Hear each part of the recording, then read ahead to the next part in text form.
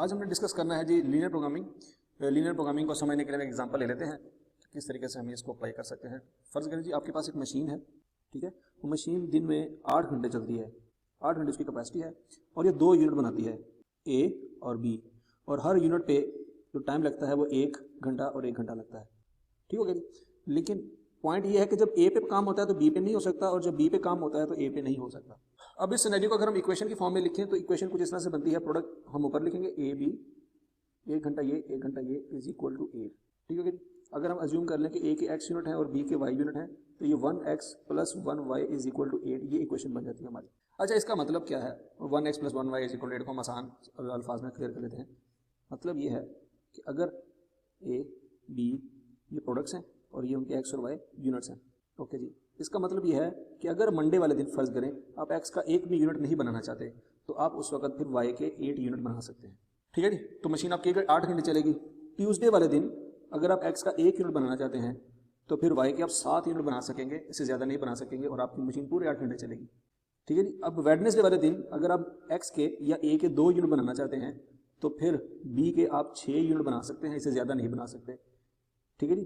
फिर इसी तरह से थर्सडे वाले दिन अगर आप एक्स के 3 यूनिट बनाना चाहते हैं तो फिर वाई के उसी दिन हम 5 यूनिट से ज़्यादा नहीं बना सकते, टोटल हमारा आ जाएगा 8। इस तरह से फ्राइडे वाले दिन अगर आप 4 यूनिट बनाना चाहते हैं एक्स के तो वाई के भी फिर 4 ही बनेंगे, टोटल हो जाएगा 8। इस तरह से सैटरडे वाले दिन अगर आप इसके 5 यूनिट बनाना चाहते हैं तो इसके 3 बनेंगे और हमारी मशीन पूरे 8 घंटे चलेगी। इस तरह से संडे वाले दिन अगर हम काम करते हैं फर्ज करें तो इसके 6 यूनिट बनेंगे और इसके 2, टोटल हमारी मशीन 8 घंटे चलेगी। फिर आगे मंडे वाले दिन अगर आप इसके 7 यूनिट बनाना चाहते हैं इसका 1 बनेगा, टोटल आ जाएगा 8। इस तरह से फिर ट्यूसडे वाले दिन आप इसके 8 यूनिट बनाएंगे तो इसका कोई भी यूनिट नहीं बनेगा और आपकी मशीन 8 घंटे चलेगी। ये मुख्तलिफ किस्म के कम्बिनेशन आपके पास पूरे हफ्ते में काम करने के लिए, इन तमाम कम्बिनेशन पे आपकी मशीन पूरे 8 घंटे ही काम करेगी, ठीक हो गया जी। अच्छा, अब हम इसको अगर हम ग्राफ पे ड्रा करें तो कुछ इस तरह से बनता है कि हम अगर यहाँ पे लिख लें कि ये 8 है और x की वैल्यू 0 है और y की वैल्यू 8 है, और यहाँ पे x की वैल्यू 8 है और y की वैल्यू 0 है, इसको कहते हैं y इंटरसेप्ट और यह है x इंटरसेप्ट। तो अगर आप देख लें जहाँ पे x की वैल्यू 0 वहाँ पे y की वैल्यू 8 है और जहाँ पे y की वैल्यू 0 वहाँ पे x की वैल्यू 8 है, तो ये लाइन कुछ इस तरह से बनती है। अगर हम इन दोनों पॉइंट्स को मिला दें तो ये लाइन बनती है, and this line is called maximum production line. इस लाइन का मतलब है कि आपकी मशीन इस लाइन तक रह सकती है, इस लाइन से ऊपर नहीं जा सकती, ठीक है जी, क्योंकि इस लाइन पे 8 घंटे ही प्रोडक्शन हो रही है। फॉर एग्जांपल कैसे, यहाँ पे x की वैल्यू 0 है, y की वैल्यू 8 है, यहाँ पे x की वैल्यू 1 है, y की वैल्यू 7 हो जाएगी, यहाँ पे x की वैल्यू 2 है, y की वैल्यू 6 हो जाएगी, यहाँ पे x की वैल्यू 3 है, y की वैल्यू 5, यहाँ पे x की वैल्यू 4 है, y की वैल्यू भी 4 हो जाएगी, और यहाँ पे x की वैल्यू 5 है, y की वैल्यू 3 हो जाएगी, यहाँ पे x की वैल्यू 6 है तो y की वैल्यू 2 हो जाएगी, और यहाँ पे x की वैल्यू 7 है तो y की वैल्यू 1 हो जाएगी, यहाँ पे x की वैल्यू 8 है तो y की वैल्यू 0। ये वो पॉइंट्स हैं जो पॉइंट्स हमने यहाँ पे लिखे हुए हैं, ठीक है जी। तो अब ये इक्वेशन जो है x की वैल्यू पुट करेंगे तो y की वैल्यू ऑटोमेटिकली आ जाएगी, लेकिन दोनों का टोटल जो है वो 8 ही आना चाहिए। ये प्रैक्टिकली हमारी एग्जांपल यहाँ पे फिट हो रही है, इस तरह से ये प्रैक्टिकल एग्जांपल की बात कर रहे हैं। लेकिन हमें इस चीज़ का आइडिया है कि अगर हम किसी दिन प्रोडक्शन करना चाहें, इस पॉइंट को अचीव करना चाहते हैं, इस पॉइंट को जहाँ पे x की वैल्यू तकरीबन है 4 लेकिन y की वैल्यू है 10, ठीक है। अगर इस पॉइंट को अचीव करना चाहते हैं तो ये पॉइंट अचीव नहीं हो सकता। क्यों नहीं हो सकता? क्योंकि x की वैल्यू अगर 4 और y की वैल्यू 10 पुट करेंगे, यहाँ पे 4 और यहाँ पे 10 पुट करेंगे तो आंसर आ जाएगा 4 + 10 इज इक्वल टू 14। अब 14 घंटे जो है हमारी मशीन नहीं चल सकती। हमारी कैपेसिटी जो है वो कितने घंटे है जी? 8 घंटे है मैक्सिमम, तो 14 घंटे मशीन नहीं चल सकती। तो इसका मतलब ये हुआ कि ये वाला पॉइंट जो है हम अचीव नहीं कर सकते, ठीक है। ये पॉसिबल नहीं है हमारे लिए, 14 घंटे मशीन नहीं चला सकते। अच्छा, अब एक और पॉइंट देख लेते हैं। फर्ज करें जी ये वाला पॉइंट है, अब यहाँ पे फर्ज करें जी मशीन 3 घंटे चलानी है, इसके यूनिट बनाने हैं, और 2 आप फर्ज करें जी यूनिट बनाने हैं जी आपने वाई के। अब प्रैक्टिकली देखा जाए तो ये पॉइंट अचीवेबल है। कैसे? 3 घंटे एक्स पे काम होगा, 2 घंटे वाई पे काम होगा, तो 5 घंटे मशीन चलेगी, 3 घंटे मशीन आइडल पड़ी रहेगी, ठीक है जी। तो अब एक्स की जगह पुट करते हैं जी 3 और वाई की जगह पुट करते हैं 2, 8, तो ये आ जाएगा 5 इज इक्वल टू 8। अब प्रैक्टिकली ये पॉसिबल तो है कि 8 घंटे से पहले पहले यूनिट बन जाएंगे, लेकिन इक्वेशन नहीं सही बन रही। 5 इज इक्वल टू 8 हमें पता है कि इक्वेशन में कभी ऐसी बात नहीं होती कि 5 इज इक्वल टू 8। हमें यहाँ पता है कि लेफ्ट हैंड साइड और राइट हैंड बराबर होगी तो ही बात बनेगी, ठीक है। ये हमें पता है कि left hand side right hand side के बराबर होनी चाहिए तो ही इक्वेशन बैलेंस होती है, अदरवाइज नहीं हो सकती। तो इक्वेशन के लिहाज से तो ये पॉइंट अचीव नहीं हो सकता, लेकिन रियलिटी के लिहाज से पॉइंट अचीव हो सकता है। मतलब आपने संडे वाले दिन फर्स्ट ग्रेड प्रोडक्शन नहीं करनी तो मशीन नहीं चलेगी, मशीन नहीं चलेगी तो इसका मतलब ये है कि 0 आवर यूज हुई है, तो अब इक्वेशन के लिहाज से तो वो 0 इज इक्वल टू 8 नहीं हो सकता ना। तो इसका मतलब ये हुआ कि इक्वेशन हमारी प्रैक्टिकल प्रॉब्लम को सही तरह से रिप्रेजेंट नहीं कर रही। प्रैक्टिकल प्रॉब्लम में तो एक रेंज ऑफ सिचुएशन आती है, लेकिन इक्वेशन का मतलब ये है कि यहाँ पे भी 8 आना चाहिए, यहाँ पे भी 8 आना चाहिए, दोनों साइडें 8 बराबर होनी चाहिए। तो ऐसा पॉसिबल नहीं है प्रैक्टिकल जिंदगी में या प्रैक्टिकल सिचुएशन में। यहाँ पे इक्वेशन से ज्यादा इनइक्वालिटीज मैटर करती हैं।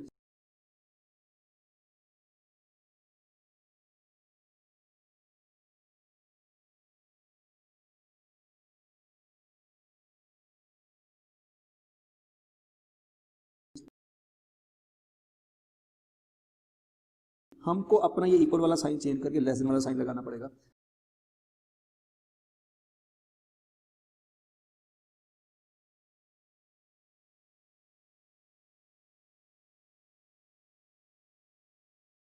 इसका मतलब क्या होगा कि x और y का टोटल जो है वो 8 के बराबर होना चाहिए या 8 से कम होना चाहिए। ठीक है जी। मतलब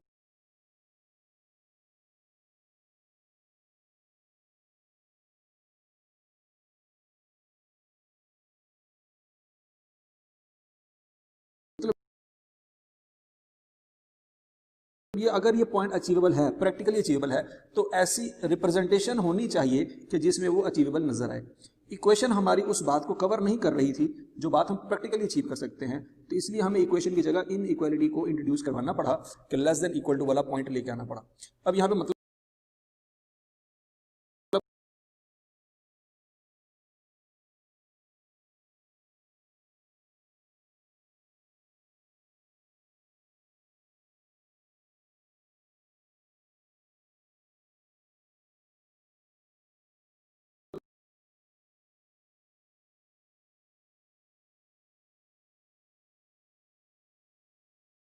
क्या हुआ कि आप 7 घंटे चलाएं, 6 घंटे चलाएं, 5 घंटे चलाएं, 4 घंटे, 3 घंटे, 2 घंटे, 1 घंटा या ना चलाएं मशीन, तो कोई मसला नहीं है। ठीक है जी। तो ये प्रैक्टिकली बात पॉसिबल है। हाँ, 8 से ऊपर नहीं जा सकते, ये अचीव नहीं हो सकता, 10 अचीव नहीं हो सकता, लेकिन 8 से नीचे तो बात हो सकती है ना। तो इसलिए हम यहाँ पे साइन लगाएंगे लेस देन इक्वल टू का। इस लेस देन इक्वल टू का साइन का मतलब ये है कि आप इस लाइन पे तो एग्जिस्ट कर सकते हैं, इस लाइन से नीचे भी आप एग्जिस्ट कर सकते हैं। मतलब इस लाइन से नीचे सारा एरिया जो है अचीवेबल है, इस लाइन पे भी आप रह सकते हैं और इस लाइन से नीचे सारा एरिया भी अचीवेबल है। मतलब आप ये वाला पॉइंट भी अचीव कर सकते हैं जिसमें मतलब क्या है, एक्स की वैल्यू भी 0 है और वाई की वैल्यू भी 0 है। ये पॉइंट भी अचीवेबल है, ये 8 0 भी अचीवेबल है, 0 8 भी अचीवेबल है, 3 2 भी अचीवेबल है। ये लाइन पे सारे पॉइंट अचीवेबल है और लाइन से नीचे भी सारे पॉइंट अचीवेबल है। ये वाला पॉइंट अचीवेबल नहीं है, ये हम अचीव नहीं कर सकते। ठीक है जी। अच्छा, वो एरिया, वो फिजिबल ऑप्शंस जो आप अचीव कर सकते हैं प्रैक्टिकल लाइफ में, जो इस लाइन से नीचे नीचे किसी भी पॉइंट पे आप जाना चाहे जा सकते हैं, उस पूरे रीजन को, रेंज ऑफ ऑप्शंस को हम कहते हैं फिजिबल एरिया या फिजिबल रीजन। ये इसको फिजिबल एरिया फिजिबल रीजन कहते हैं कि भाई इस एरिया में से किसी भी पॉइंट पे अगर आप एग्जिस्ट करना चाहें आप एग्जिस्ट कर सकते हैं। अच्छा जी, अब अगला पॉइंट, ये सारी ऑप्शन ऑनर के पास अवेलेबल है। जिसके पास, बंदे के पास मशीन है और वो प्रोडक्शन कर रहा है, उसके पास ये सारी ऑप्शन अवेलेबल है। वो ये यूज करे, ये इन तमाम ऑप्शन पे मशीन उसकी चल सकती है। अब वो कौन सी ऑप्शन चूज करेगा? देखें, वो एक बिजनेसमैन है। ठीक है जी। वो एक बिजनेसमैन है, तो बिजनेसमैन का जो मेन ऑब्जेक्टिव होता है वो होता है टू मैक्सिमाइज प्रॉफिट। ठीक है जी। उसका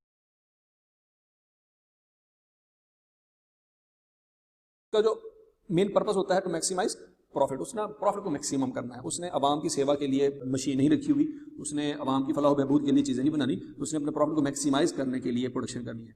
तो डेफिनेटली वो देखेगा प्रोडक्ट ए और प्रोडक्ट बी की मार्केट में क्या डिमांड है और क्या उसकी सेल प्राइस है। अब फर्ज करें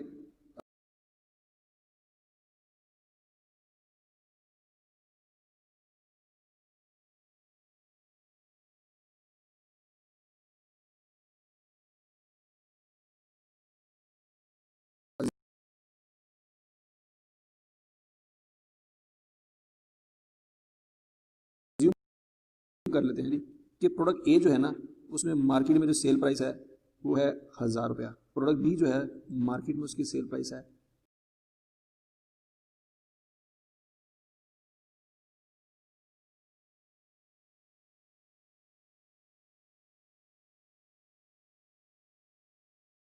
₹800। तो वो देखेगा कि भाई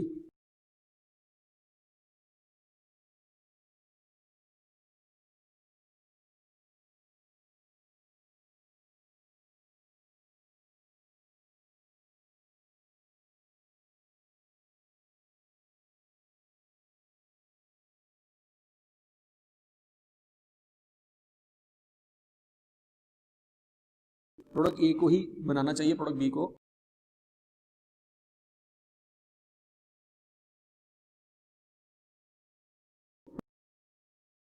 ए जो है ना उसमें मार्केट में जो सेल प्राइस है वो है 1000 रुपया, प्रोडक्ट बी जो है मार्केट में उसकी सेल प्राइस है 800 रुपया।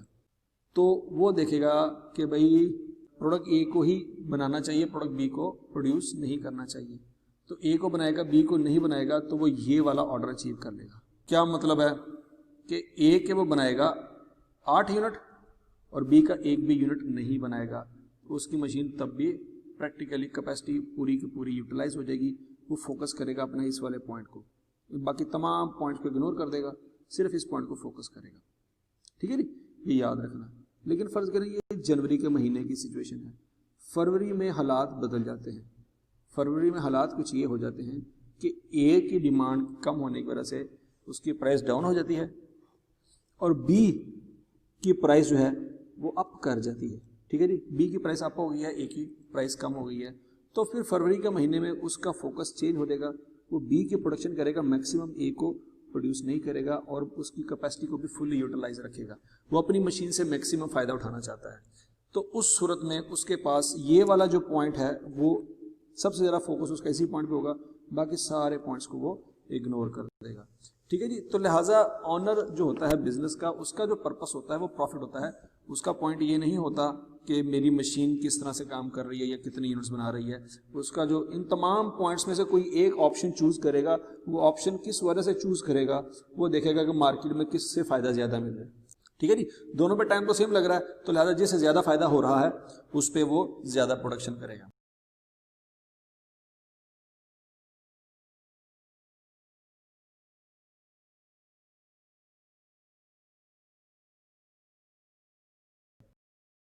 ठीक है जी, होपफुली आपको ये सारी की सारी चीजें समझ आई होंगी। अब हम दूसरी